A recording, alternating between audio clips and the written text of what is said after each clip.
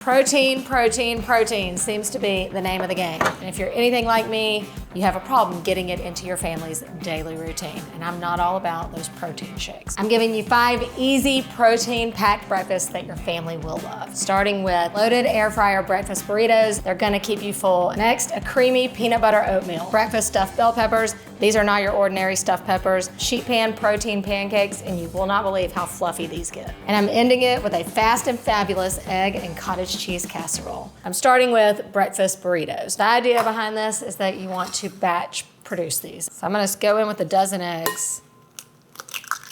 You probably know this one by now, but when you crack eggs and you get a little shell in there, the easiest way to get the broken shell is with the other shell. We're just gonna whisk them up. I think the key to getting fluffy scrambled eggs is to add just a little water to it. All right, and then obviously season it with salt and pepper.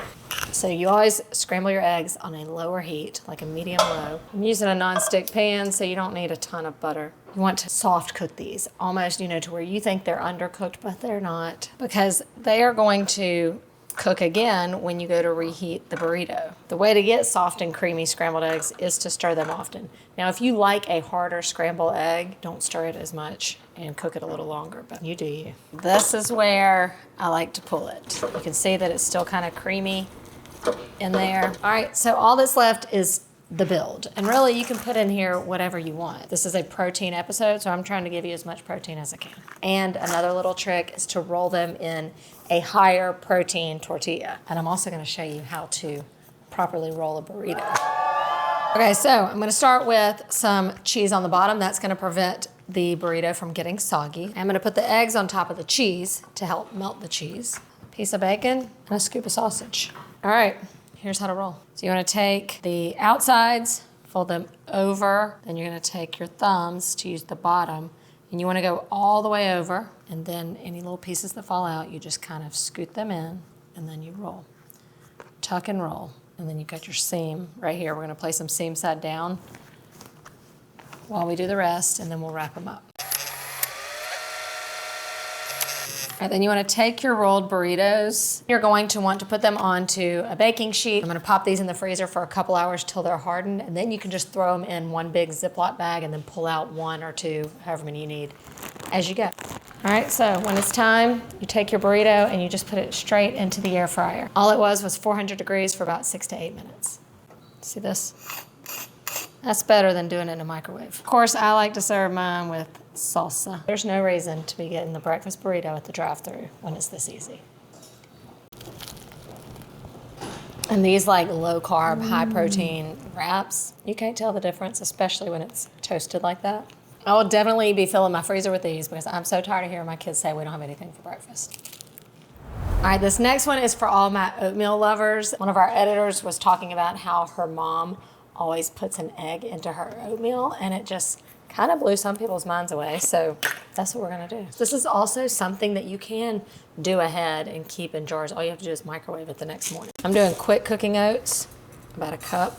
The first way we're gonna add a lot of extra protein is by using milk, and it doesn't have to be regular milk. It can be almond milk or whatever milk of choice that has extra protein in it instead of water.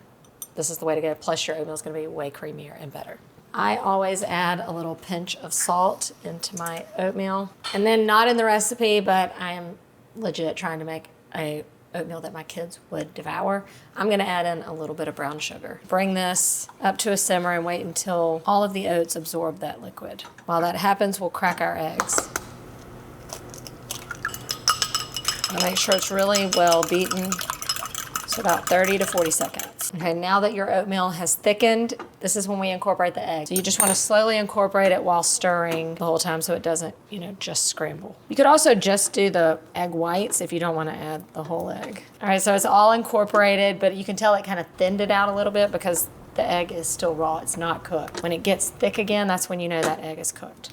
All right, and that's it. Then I'm doing peanut butter oatmeal, another scoop of protein. I like to stir it in while it's hot, and then it'll melt. Okay, now we're not done though. We're even gonna make it better. In goes our oatmeal, so rich and creamy. And then I'm gonna add in some peanuts. That's gonna give us even more protein. One of my favorite combos ever is peanut butter and banana. So I'm gonna add some sliced banana on top. I love getting different like temperatures and textures when I eat the oatmeal, because you know, I mean, oatmeal is just a bowl of mush, let's be honest. So I'm gonna add on our chopped peanuts. We've got peanut butter, we've got banana, and then a little drizzle of honey.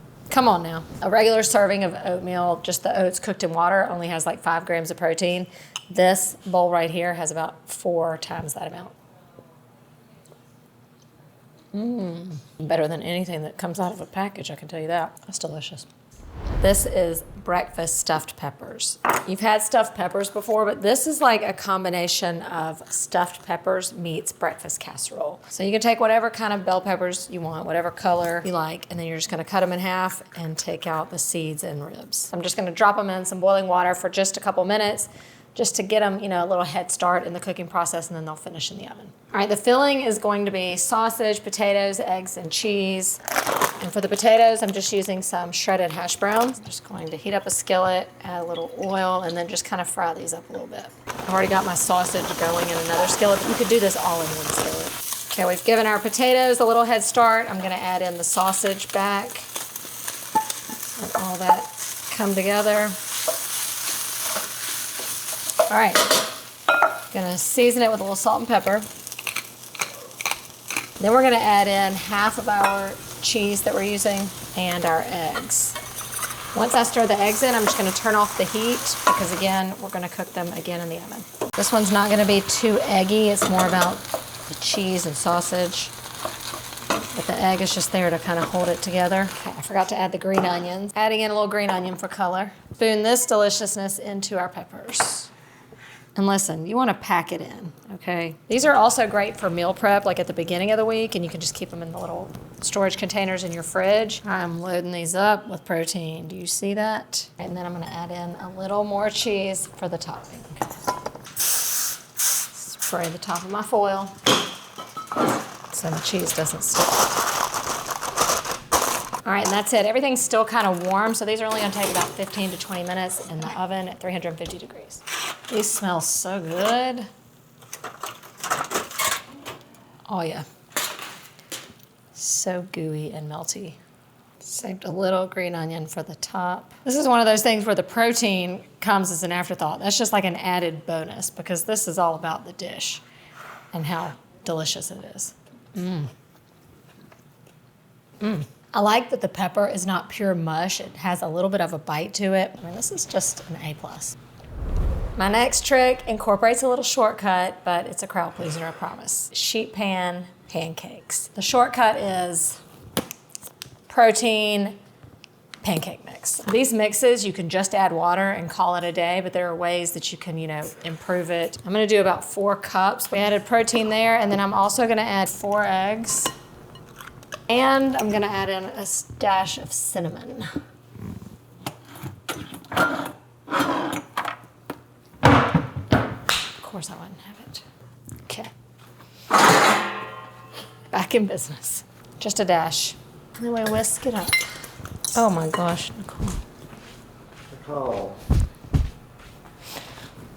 Just got a little aggressive with that. The eggs are gonna give it some fluff too, besides just adding protein. It's okay if there are some lumps in there. Generously grease your pan.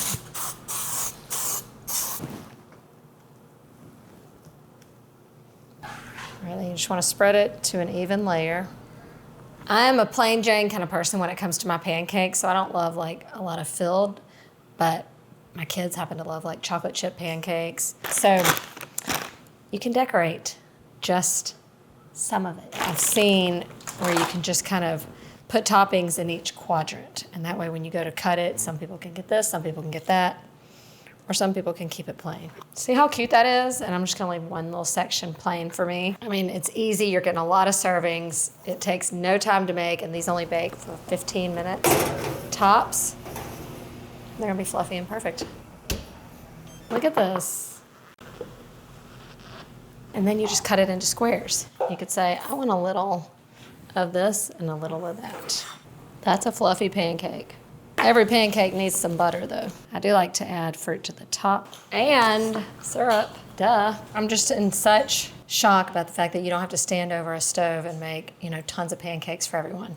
One pan and you're done.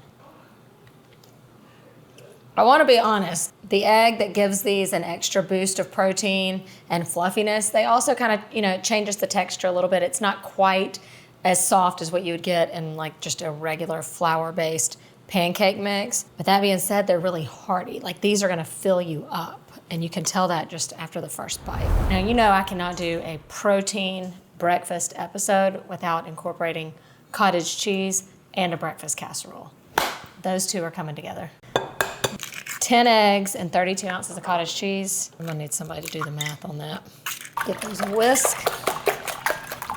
I happen to love cottage cheese. I just like to eat it straight from the container. Almost 100 grams of protein just right here going in, plus the 60 that's already in here. It's 160 grams so far. But I've put cottage cheese in my scrambled eggs for a long time. You're also adding in another pound of cheese. Calls for Monterey Jack. I've got this Monterey Jack and cheddar blended up, so that's what's going on. I love this addition, some green chilies, and then some bacon. Okay, I'm gonna get all that blended. I should have chosen a bigger bowl. Recipe calls for 1/2 cup of flour and a teaspoon of baking powder. I think if you were on like a no carb situation, you could probably leave this out. I still think it's gonna be delicious. I know there's salt in the cheeses. It's not gonna be enough. I like that this is a breakfast casserole that you don't have to like soak with bread or anything.